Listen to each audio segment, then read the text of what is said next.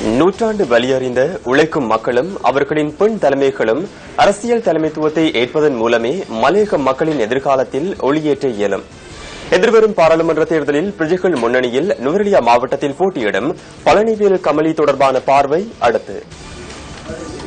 நோவுட் Saint John Dilary தோட்டத்தில் பிறந்தவர் Palanivel Kamali.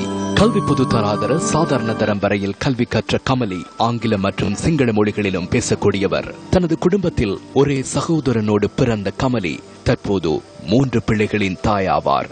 Line அறையில் பிறந்து வளர்ந்த கமலி வெளிக்கல உத்தியோகத்தராகவும் கடமையாற்றியுள்ளார். ஒவ்வொரு அரசியல்வாதியிட குடும்பத்தில் உள்ளவங்களே தானே அது உள்ளுக்கு போறாங்க. ஏன் நாங்க போக இயலாது? எங்களுக்கும் எல்லாமே ஏலும், எங்களுக்கும் எல்லாருக்கும் முகம் கொடுக்க ஏலும்.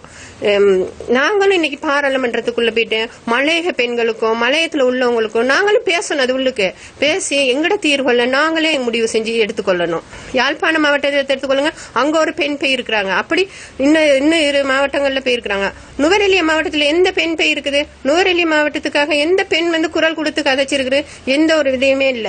உதாரணமா எடுத்துக்கிட்டா இன்னைக்கு வித்யாட நிலைமை என்னாச்சு? இன்னைக்கு எல்லாரும் போராடினாங்க, என்னென்னமோ செஞ்சாங்க மாச கணக்குல. ஆனா கடைசியில ஒழுங்கான ஒரு தீர்வு கிடைக்கல.